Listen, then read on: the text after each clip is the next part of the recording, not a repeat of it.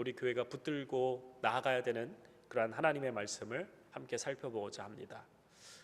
역경지수라는 말이 있습니다. 역경지수.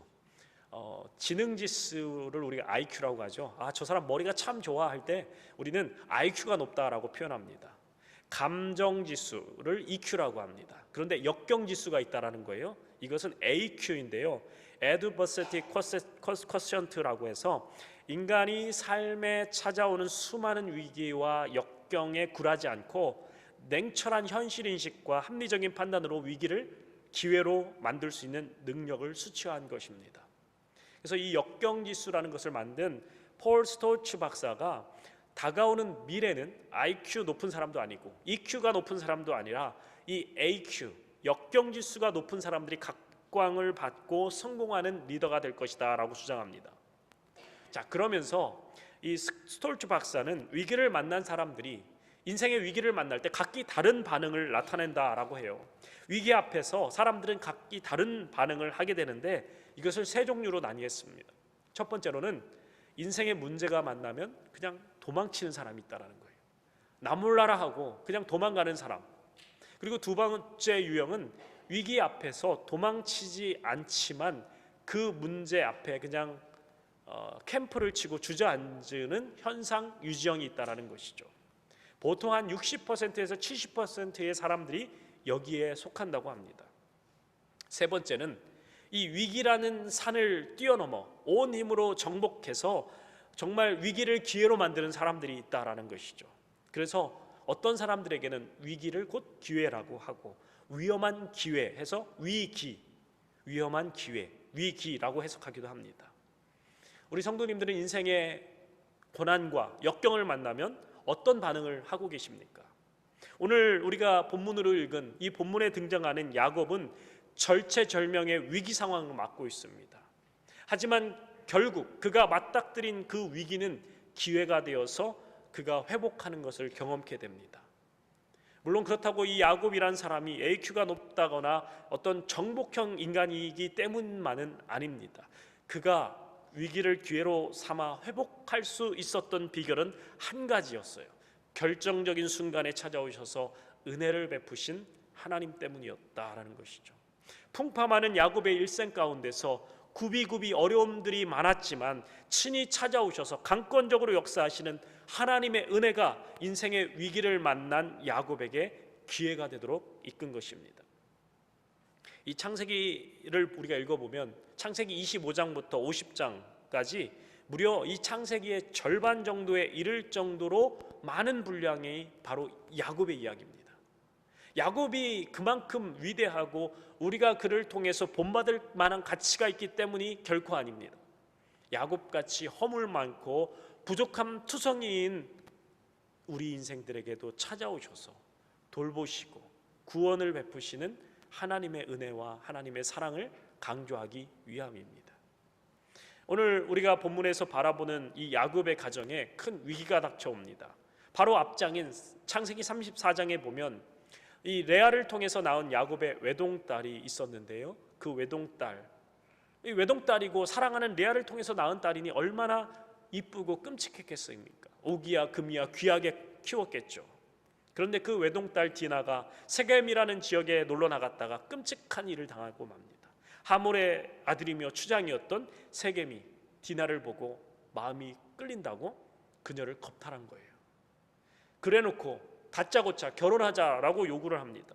그의 아버지 하몰도 어차피 일은 벌어진 거고 이렇게 된 거니까 그냥 둘이 결혼시켜서 우리랑 당신네랑 사돈 삼읍시다. 그러나 하나밖에 없는 여동생이 봉변을 당하니까 오빠들이 완전히 이성을 상실하게 된 것이죠. 그냥 말 그대로 뚜껑이 열린 거예요. 동생을 대신해서 복수를 계획합니다. 그래서 이 세겜 가문에게 조건을 겁니다. 만약 너희가 우리와 사돈을 맺고 싶다면, 너희가 내 동생과 결혼을 하고 싶다면 너희 땅의 모든 남자들이 다 할례를 받아라. 그러면 너희는 우리와 사돈이 될 수 있다.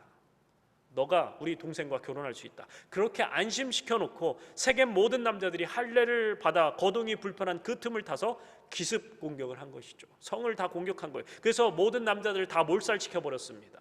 야곱의 아들들이 세겜의 모든 남자들 상대로 피해 복수를 진행하였습니다. 그리고 여자와 아이들 그리고 재산을 모두 다 약탈해 온 것이죠. 그런데 문제는 야곱의 아들들이 벌인 이 일이 앞으로 자신들이 감당할 수 없을 만큼 끔찍한 일이었다라는 것이죠. 가나안에는요, 하물족속만 사는 것이 아닙니다. 야곱 가족은 세겜 땅의 일부의 땅을 얻어서 살아가는 작은 가문입니다. 그것도 몇 안 되는 소수 외국인 가문이 바로 야곱 가문이었어요. 이제 완전히 뇌관을 건드린 것입니다. 만약 세겜 주변의 원주민들까지 객지에서 들어온 사람들이 자신의 이웃을 다 죽여버렸다라는 이 사실을 알게 되면 이제는 야곱 가족은 완전히 멸문지화 돼버리는 거예요. 몰살당하는 거예요. 이제 야곱 가족은 이래 거의 거할 곳이 없어지는 거예요. 그렇다고 다시 하란으로 돌아갈 수도 없고 다시 애굽으로 도망갈 수도 없고, 그렇다고 엄청난 그 범죄를 저지르고 언제 쳐들어올지 모르는 그 가난한 사람들 속에서 무작정 살아갈 수도 없는 노릇이 참으로 위급한 상황이었습니다. 야곱 입장에서는 얼마나 두렵고 떨렸겠습니까? 이제 우리 가문은 끝났다. 이제 죽을 일만 남았구나. 이제 모든 것이 다 끝장났다라고 싶었을 것입니다. 내 인생 어떻게 여기까지 왔는데 여기서 우리 가문이 완전히 몰살당한단 말인가 싶었을 거예요. 그런 상황 가운데, 그런 위기 상황 가운데 하나님께서 야곱에게 찾아오셨습니다. 자, 1절 말씀 한번 다시 볼까요? 1절, 하나님이 야곱에게 이르시되 일어나 베델로 올라가서 거기 거주하며 내가 내 형 에서의 낯을 피하여 도망하던 때에 내게 나타났던 하나님께 거기서 제단을 쌓으라 하신지라. 하나님이 야곱에게 이르시되로 시작합니다. 이 절체절명의 위기 상황을 맞닥뜨린 야곱이 먼저 하나님 앞에 나아가서 하나님께 기도하며 하나님의 도우심을 구한 게 아닙니다. 성경 어디에 봐도 야곱이 먼저 하나님께 기도하였다라고 나오지 않습니다. 하나님께서 일방적으로 야곱에게 찾아오신 거예요. 야곱은 지금 세겜에 들어와서 10년 동안 가나안 사람들과 똑같은 일상을 살면서 하나님을 찾는 법을 잊어버렸어요. 야곱은 세겜 땅에 머무르면 안 됩니다. 그는 베델까지 나아가야 됩니다. 세겜은 거쳐가는 곳이지 거기서 정착해서는 안 되는 곳입니다. 그럼에도 야곱은 세겜에 거주하며 세겜이 주는 평안함과 풍요에 취해서 하나님을 잊어가고 있는 거예요. 영적인 감각을 다 잊어버린 거예요. 그저 먹고 사는 일에 침체해서 하나님에 대한 감각, 영적인 감각을 다 잃어버렸어요.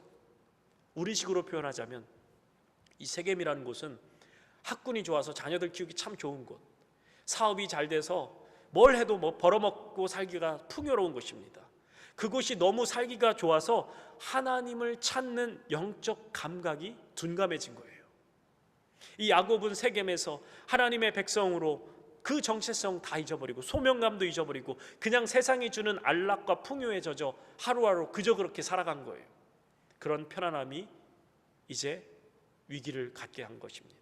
그리고 그러한 위기 상황에서 하나님을 찾을 줄도 모르는 거예요. 이런 야곱을 불쌍히 여기시고 하나님께서 야곱의 인생 가운데 친히 침노해 오셔서 말씀하고 계시는 하나님.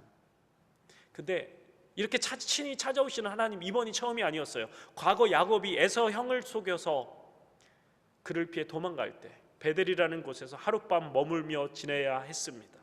자신의 고향인 브엘세바를 떠나서 외삼촌의 집에 가는 그 긴 여정 가운데 잠시 들린 곳이 있었는데 그곳은 인적도 없고 낯설고 외롭고 그 들판에서 돌베개를 베고 잠을 잤습니다. 서럽기도 하고 무섭기도 하고 막막하기도 한 그 상황 가운데서 야곱이 하나님께 먼저 기도한 게 아니에요. 그냥 혼자 돌판을 베고 쿨쿨 잠을 자는 야곱을 하나님이 불쌍히 여기셔서 일방적으로 찾아오신 거예요. 그리고 야곱을 만나주셨어요. 오늘 이 장면도 비슷한 상황입니다. 야곱은 여전히 절체절명의 위기 상황 가운데서 하나님 앞에 나아가지 않습니다. 하나님께 기도하지 않습니다. 하나님께서 일방적으로 야곱에게 찾아오셔서 말씀하시는 거예요. 여러분, 하나님은 야곱에게만 찾아오시는 분이 아니십니다. 야곱 시대에만 찾아가시는 분도 아니십니다. 졸지도 않으시고 주무시지도 아니하시는 하나님은 지금도 오늘도 우리에게 찾아오시는 하나님이신 줄로 믿습니다. 우리가 예측하지 못한 때에 하나님께서 하나님의 방법으로 친히 찾아오셔서 우리가 기대하지 않았어도 때때로 하나님을 잊고 살아가도 하나님 먼저 찾아오셔서 우리에게 말씀해 주시는 하나님이세요. 그래서 여러분, 우리가 위기의 상황을 만나면 먼저는 하나님의 음성에 귀 기울여야 한다라는 거예요. 마음의 귀를 열고 하나님의 말씀을 들으려고 한다면 위기의 상황 가운데서 우리에게 말씀하시는 하나님의 음성을 듣게 됩니다. 1절에 다시 보시면 하나님께서 야곱에게 세 가지 동사로 명령하십니다. 세 가지 동사로 명령하시는데, 첫 번째는요, 하나님이 야곱에게 이르시되 일어나, 일어나래요. 일어나, 베델로 올라가라, 그리고 제단을 쌓아라. 이 세 가지를 말씀하세요. 하나님이 야곱에게 하신 첫 번째 명령, 일어나라. 이 단어는 히브리어로 쿰입니다. 쿰. 그 뜻은요, 결연하고도 단호하게 자리를 박차고 일어나라는 거예요. 이 단어는 신약에서 예수님께서 죽은 야이로의 딸을 살리실 때 달리타 쿰 하셨어요. 달리타 쿰, 잠자는 소녀여 일어나라. 달리타 쿰, 이건 사실 아람어인데요, 히브리어와 아람어는 같은 언어 계통에 있기 때문에 비슷한 단어들이 많습니다. 쿰, 달리타 쿰, 죽음이라는 그 절망의 자리에서 자리를 박차고 일어나라. 야곱아, 그 영적인 깊은 잠에서 깨어나라. 하나님이 말씀하시는 거예요. 어쩌면 야곱은 지난 10년 동안 세겜에 이렇게 이민 와서 먹고 사느라 정말 피땀 흘려 열심히 살았을 거예요. 낯선 환경에 적응해야죠. 영주권도 따야죠. 비즈니스 안정을 찾아야죠. 자녀들 키워 공부시켜야죠. 여기까지 오는데 야곱이 얼마나 고생했겠습니까? 쉬지도 못하고 밤잠 못 자면서 열심히 일하며 달려왔는데 하나님 뭐라고 말씀하시느냐? 자고 있는 그 자리에서 잠에서 깨어나라라는 거예요. 야이로의 딸이 죽음이라는 절망의 잠을 자고 있는 것처럼 야곱, 너는 깨어있지 못하고 있다. 넌 잠들어 있다라고 말씀하시는 거예요. 여러분, 우리를 향한 하나님의 평가와 우리의 평가는 다를 수 있습니다. 2024년을 이제 보냈어요. 어떤 분들은 누구보다 내가 열심히 2024년을 살아왔다라고 생각하시는 분 계실 것입니다. 비즈니스 하랴, 가족들 챙기랴, 교회 섬기랴, 나름 열심히 지난 한 해를 살아오셨을 거예요.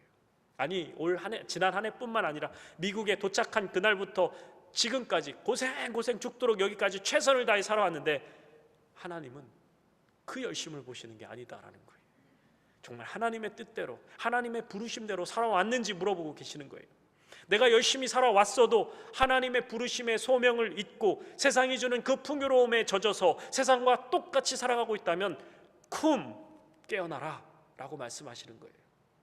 인생의 위기를 만났지만 하나님 앞에 나아가 엎드리지도 못하고 깊은 영적인 잠을 자고 있는 사람들에게 하나님이 말씀하시는 거예요.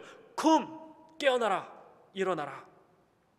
나를 주저하게 만드는 세상 것들과 단호하게 결별하고 하나님이 제시하시는 그 표대를 향하여 나아가라는 거예요. 그럴 때 우리 안에 진정한 회복이 이루어지게 된다라는 것이죠.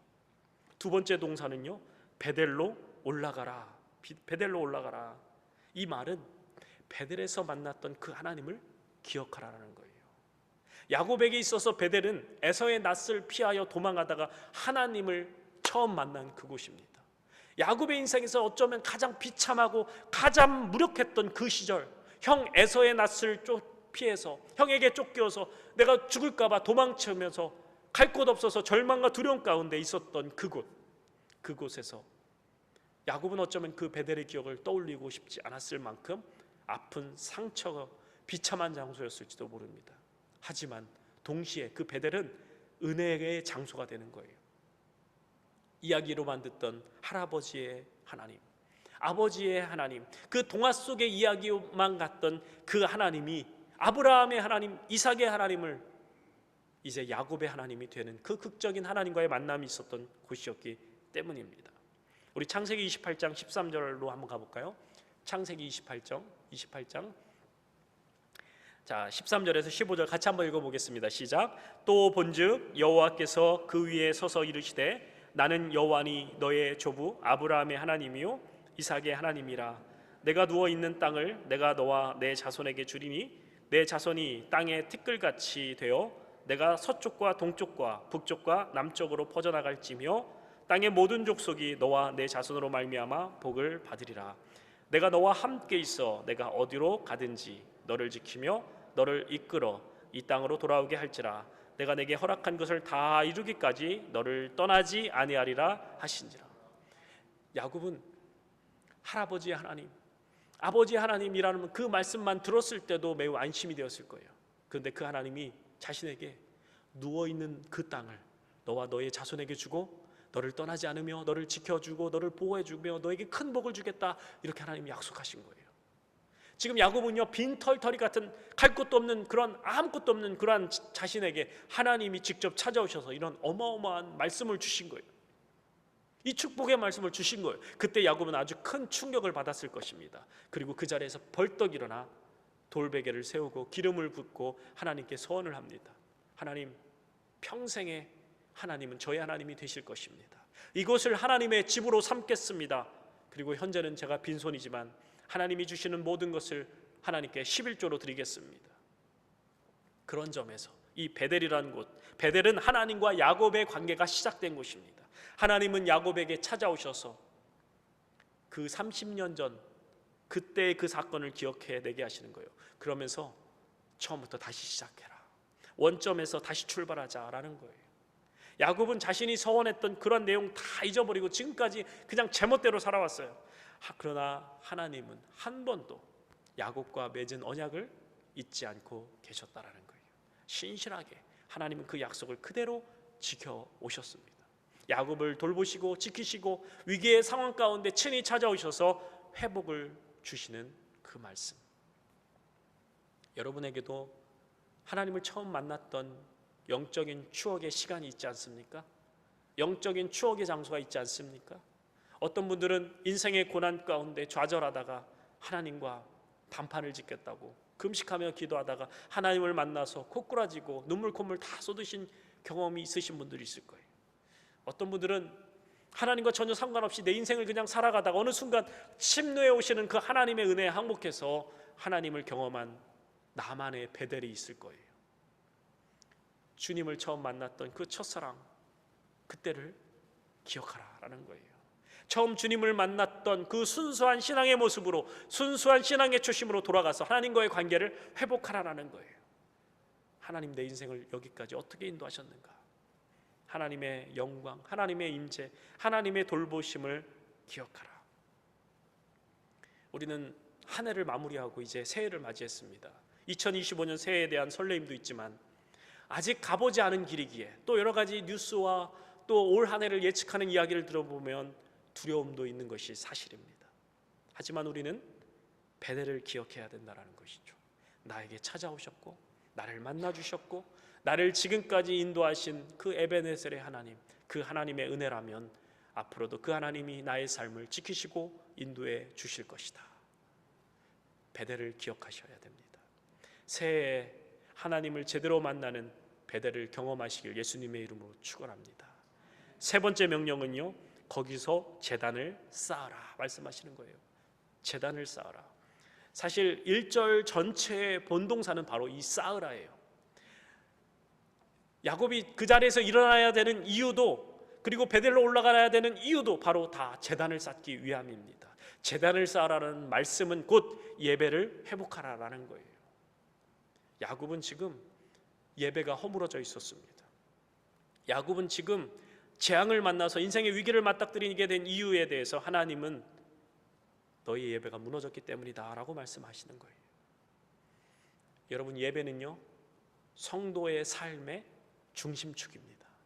예배가 무너지면 다 무너지는 거예요. 예배가 회복되면 다 회복됩니다. 자, 그렇다면 여러분, 예배란 무엇인가? 예배가 무엇입니까? 교회에 나와서 묵도로 시작하고 찬송가 부르고 목사님 설교 듣고 축도 받고, 여러분 이것만 예배인가요? 하나님께서 베델에 가서 제단을 쌓으라는 말은 종교적인 의식을 행하라 이런 말씀이 아닙니다. 야곱이 세겜에서 예배를 안 드렸을까요? 야곱은 세겜에서도 분명히 제사를 지냈을 거예요. 세겜에서 하나님의 이름을 불렀다라고 나옵니다. 하지만 예배라는 형식과 틀만 갖추었을 뿐이지 그의 마음을 하나님께 완전히 돌이키지 않았습니다. 하나님께서 베델로 올라가라 하시면서 너에게 나타났던 하나님께 거기서 제단을 쌓으라. 베델에서 하나님이 야곱에게 나타나셨듯이 베델에서 야곱을 다시 만나시겠다라는 말씀입니다. 그래서 여러분, 예배는요 하나님의 임재입니다. 여러분, 예배는 그냥 종교적인 의식, 종교적인 행위 정도가 아니다라는 거예요. 예배는 전능하신 하나님, 그 하나님과의 만남이에요. 만남. 예배는 하나님이 우리를 부르시는 초청입니다. 하나님께서 내 형 에서의 낯을 피해 도망가던 때 이 말씀을 하시는 이유가 무엇이겠습니까? 그만큼 네 마음이 절박하고 네 마음이 가난하지 않았느냐. 그때 하나님을 결사적으로 바라볼 수밖에 없지 않았느냐. 하나님이 야곱에게 나타났을 때 하나님 아니면 안 됩니다. 오직 나의 소망은 하나님께만 있습니다. 그러한 절박한 마음이었습니다. 지금 하나님께서 야곱으로 하여금 베델로 올라가라 라는 그 말씀은 그런 간절한 마음을 회복하라라는 거예요. 하나님께서 야곱에게 베델로 가서 예배하는 그 제의적인 행위를 요구하시는 것이 아니라 그곳에서 예배를 통하여 하나님께서 야곱을 만나 주시겠다. 여러분, 우리는 하나님을 만나야 합니다. 예배를 통하여 하나님을 만나야 합니다. 내 삶에서 내 하나님을 경험하고 하나님의 그 임재를 체험하고 여러분의 일터에서, 여러분의 가정에서, 교회에서 하나님을 간절히 찾고 찾을 때 우리 하나님은 우리를 만나 주실 줄로 믿습니다. 우리의 예배가 회복되어야 된다는 거예요. 인생의 위기를 만났으면 그 위기를 예배 회복으로 돌파하라는 거예요. 여러분의 삶 가운데 혹여나 무너진 예배가 있다면 올해는 반드시 그 무너진 예배의 재단이 회복되기를 축원합니다. 여러분, 2025년 새해 우리 교회 표 영광의 예배를 통해 부흥의 시대를 열게 하소서. 여러분, 우리 교회가 부흥하기 위해서 어떤 프로그램을 막 하고 뭐 온갖 뭘 다 해도 소용없어요. 예배가 회복돼야 돼요. 예배가 회복돼야 돼요. 여러분, 예배를 더 사모해야 돼요. 예배 드리는 일에 나의 전부를 걸어야 돼요. 왜냐하면 예배의 주체는 하나님이시기 때문입니다. 여러분, 예배 보러 나온다고 표현하지 마시기 바랍니다. 예배는 보러 나오는 게 아니에요. 예배는 드리러 나오는 거예요. 하나님 앞에 예배의 주체이신 하나님께 나를 드리는 거예요. 예배를 통해 선포되는 말씀에 우리가 위로를 받기도 하고 또 한 주를 버티고 견딜 힘을 얻기도 하지만 때로는 여러분, 예배를 통해서 우리의 마음을 불편하게 만들기도 합니다. 왜냐하면 잠자는 내 영혼을 흔들어 깨워야 하기 때문에 여러분, 그 말씀, 예배를 통해 선포되는 말씀은 내가 이렇게 살면 안 되겠구나, 이 마음의 찔림이 있으셔야 돼요. 말씀을 통해 일그러진 우리의 삶에 대한 고침이 있어야 되는 거예요. 예배에 나오는 수고로움이 있어야 됩니다. 그래서 여러분, 특별히 요번 올해부터 수요 예배도 있고 새벽 예배도 있고 여러분, 결단하셔야 돼요. 평소에 내가 나가지 않던 예배를 한 번 더 나간다라는 것은 결단을 요하는 것입니다. 내가 뭘 받고자 하는 예배가 아니라 하나님께 드리는 예배이기 때문에 나의 편안함을 희생해서 나의 수고로움을 지불하고 예배의 자리로 나아가야 되는 거예요. 제사에는 희생제물이 있듯이 예배에도 희생제물이 있어야 하는데 바로 우리의 삶을 하나님께 산 제사로 드리겠다라는 그 헌신의 결단이 있어야 합니다. 여러분, 기독교 신앙은요, 기독교 신앙의 위력은 모이는 데 있습니다. 개인주의와 편리주의가 만연한 이 시대 가운데 모이기를 패하는 교회들이 많이 죽어가고 있어요. 교회가 성장하고 교회가 부흥하기 위해서는 모이기를 힘써야 됩니다. 사도행전 2장 42절 말씀 같이 한번 읽어봅니다. 시작. 날마다 마음을 같이하여 성전에 모이기를 힘쓰고 집에서 떡을 떼며 기쁨과 순전한 마음으로 음식을 먹고 하나님을 찬미하며 또 온 백성에게 칭송을 받으니 주께서 구원받는 사람을 날마다 더하게 하시니라. 초대교회는 날마다 모여서 함께 음식을 먹고 하나님을 예배하며 그들의 삶이 변화되어져 갔습니다. 그들이 우리보다 바쁘지 않았기 때문일까요? 아니요. 그때는 1차 이 산업이 주를 이루기 때문에 우리보다 훨씬 더 바쁩니다.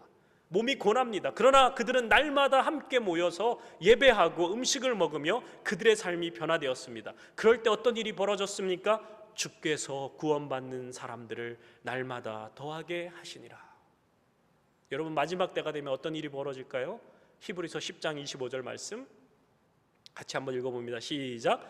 모이기를 패하는 어떤 사람들의 습관과 같이 하지 말고 오직 권하여 그날이 가까움을 볼수록 더욱 그리하자. 마지막 때가 될수록, 주님 다시 오실 그때가 될수록 모이기에 힘써라. 왜 그럴까요? 악한 마귀 사단은 우는 사자와 같이 두루 삼킬 자들을 찾아다니기 때문입니다. 나 혼자 신앙생활 잘할 수 있다고요? 집에서 혼자 말씀 보고 혼자 기도하고 하나님과 친밀한 관계를 지낼 수 있다고요? 예, 정말 훈련이 잘 된 분들은 그게 가능할 수도 있습니다. 그러나 대부분은 쉽지 않다라는 거예요. 여러분, 장작불이 타고 있어요. 근데 그 장작불이 함께 탈 때는 불이 활활 타지만 그 장작불에서 장작 하나를 꺼집어 내보십시오. 곧 시들고 불이 다 꺼지고 맙니다. 마찬가지라는 거예요. 우리가 함께 모여서 함께 예배하고 함께 기도할 때는 우리가 영적으로 활활 타오를 수 있지만 나 혼자 곧 믿음이 차가워집니다. 식을 수밖에 없다라는 거예요. 어떤 분들은 교회를 다니면서, 아니 큰 교회를 다니면서 이런 말들을 하는 것을 들은 적이 있습니다. 우리 교회는 부담을 주지 않아서 너무 좋습니다. 교회 나오라고도 안 하고 봉사하라고도 안 하고 헌금하라고도 안 하고 부담이 없어서 좋습니다. 네, 저도 교회가 너무 무엇을 강요하거나 강제해서는 안 된다라고 생각합니다. 그런데 여러분, 신앙생활은요 취미생활이 아닙니다. 예수님을 닮아야 하는 성도라면 예수님이 삶으로 보여줬던 섬김과 희생의 본을 따라가야 된다라는 거예요.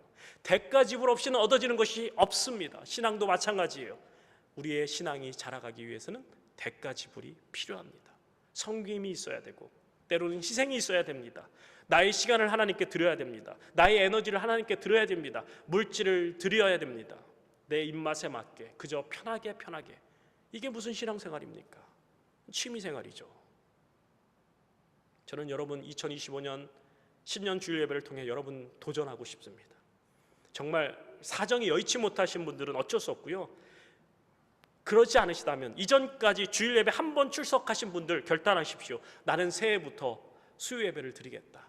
내가 새벽 예배 다는 참석 못해도 내가 일주일에 한 번이라도 참석하겠다. 이제 동지가 지나가고 이제 새벽 조금 시간이 지나면 봄 되면 이제 6시 반 되면요 환합니다. 날씨 이제 다 볼 수 있어요. 여러분 기도의 자리를 사모하셔야 됩니다. 비단 예배의 참석만의 문제가 아닙니다.